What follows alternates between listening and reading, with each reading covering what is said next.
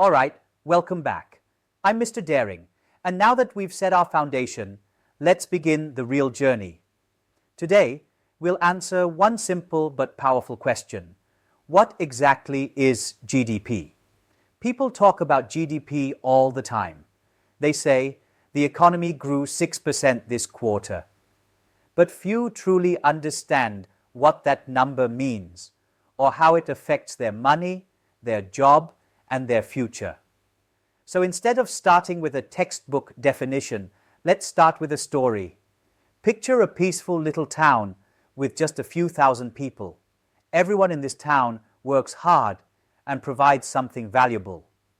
There's a farmer who grows wheat, a baker who uses that wheat to make bread, a carpenter who builds homes, a barber who cuts hair, a mechanic who repairs bicycles, and a doctor who takes care of everyone's health. Each year, the people of this town produce goods and services, things they can sell to one another or to people in other towns. At the end of the year, the town's accountant gathers all the records and adds up the value of everything that was fully produced and sold. That total number, the value of all the final goods and services, is called the town's GDP. Simple, right? In real life, GDP, gross domestic product, means the total value of all final goods and services produced within a country during a specific period, usually a year or a quarter. Let's break it down. Gross means total before subtracting anything. Domestic means within the country's borders. Product means what we produce, goods and services. So GDP is not about profits. It's not about exports alone. And it's not about how rich you personally feel. It's about the total output of the entire economy. It's like measuring the size of a country's economic engine. If the engine produces more goods and services this year than last year, we say GDP has grown. If it produces less, the economy has shrunk. Here's an important rule. We only count final goods and services. Why? Because if we count every stage of production, we'd be double counting. Let's go back to our town. The farmer sells wheat to the baker for $1. The baker turns that wheat into bread and sells the loaf for $3. Should we add 1 plus 3 equals 4 to GDP? No. We only count the $3, the price of the final bread sold to the consumer. That $3 already includes the value of the wheat. This rule keeps GDP accurate. We only count the final value of finished goods and completed services. So, the bread the customer eats, counted in GDP, the wheat the baker buys, not counted separately. Let's make it practical. Here's what counts toward GDP. A new motorbike you buy this year, a haircut you pay for at a salon, a new apartment built and sold this quarter, a doctor's checkup, and here's what does not count. Buying a used car. It was already counted when first sold.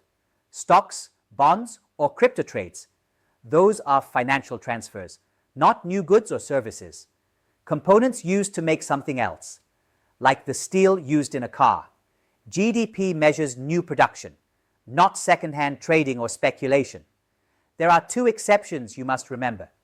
First, if goods are produced but not sold, they stay in inventory. We still count them for that year because they were produced. Imagine the bakery made 1,000 loaves but sold only 900. The remaining 100 loaves in storage are added to GDP as inventory investment. Second, exported goods.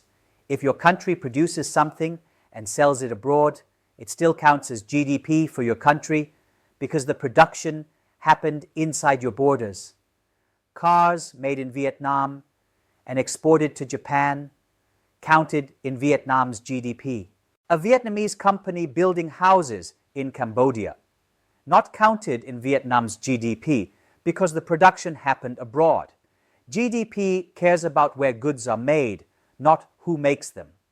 When a foreign company like Samsung builds phones in Vietnam, the value of those phones still counts as Vietnam's GDP, even though the company is foreign, because the production happens inside Vietnam. But if a Vietnamese company builds a factory in the United States and makes products there, that output belongs to US GDP, not Vietnam's. Think of GDP as a geographical measure, not a nationality measure. At the end of the year, the government's statistics office adds up the value of every final good and service produced domestically. If the total this year is higher than last year, we say GDP grew. If it's lower, we say the economy contracted. It's just like checking your body weight. If you're producing more, you're growing. If less, you're shrinking. But whether that growth is healthy or unhealthy, we'll talk about that later. Economists have three ways to measure GDP, and they all lead to the same number. The expenditure approach: add up all the money people spend on final goods and services. The income approach: add up all the income earned by producing those goods and services. The value-added approach: add up the extra value created at each stage of production. In this series, we'll use the expenditure approach because it's the easiest to understand and you can find the data online easily.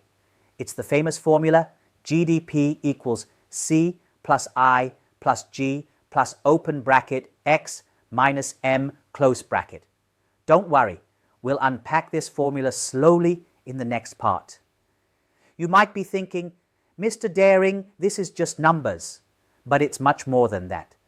Every letter in that formula tells a story about human behavior.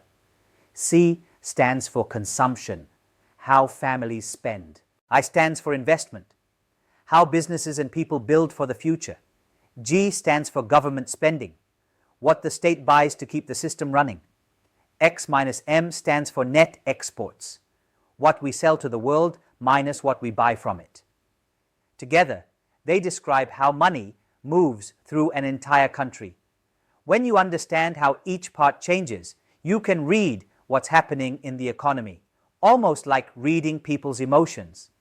Think of a country as one giant household. If everyone in the family buys more stuff, C goes up, GDP grows. If the family builds a new room or invests in better equipment, I goes up, GDP grows. If the government spends more on roads, hospitals, and schools, G goes up, GDP grows. If we export more than we import, GDP grows again. But if we buy too many imported products, or if everyone stops spending because they're scared, GDP falls. It's that simple and that human. You might ask, okay, Mr. Daring, how does GDP affect me? When GDP grows, businesses hire more people, unemployment drops, and salaries rise. When GDP slows, companies cut costs, job markets freeze, and income stagnates. When GDP grows too fast, prices go crazy, inflation happens. When GDP grows too slow, money stops circulating, stagnation begins. So GDP is not just a number, it's the reflection of everyone's effort, spending, and dreams combined. That's why investors, policymakers, and even ordinary citizens should pay attention to it.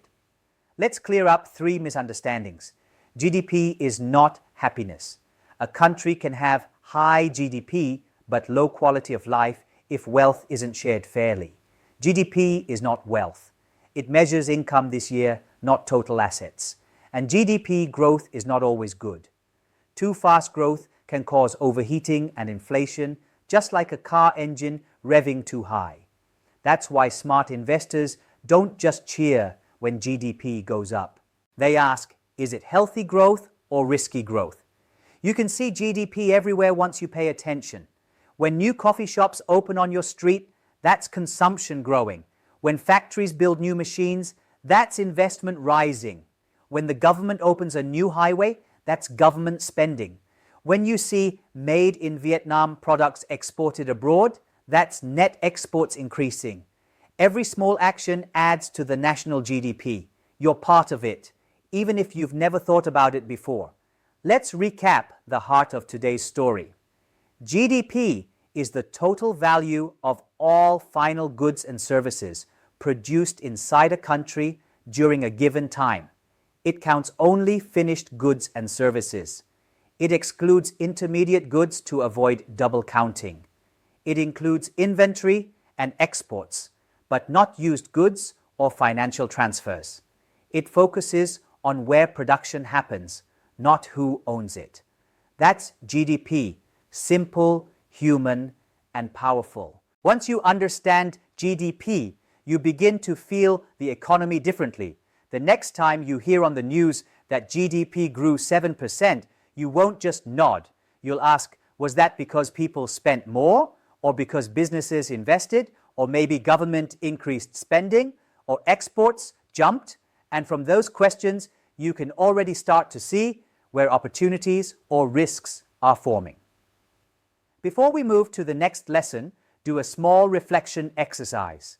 Imagine your own small town. Write down 3 examples of final goods that would count toward GDP and 3 examples of intermediate goods that would not. This simple exercise trains your brain to think like an economist and later like an investor. In the next part, we'll unpack the GDP formula.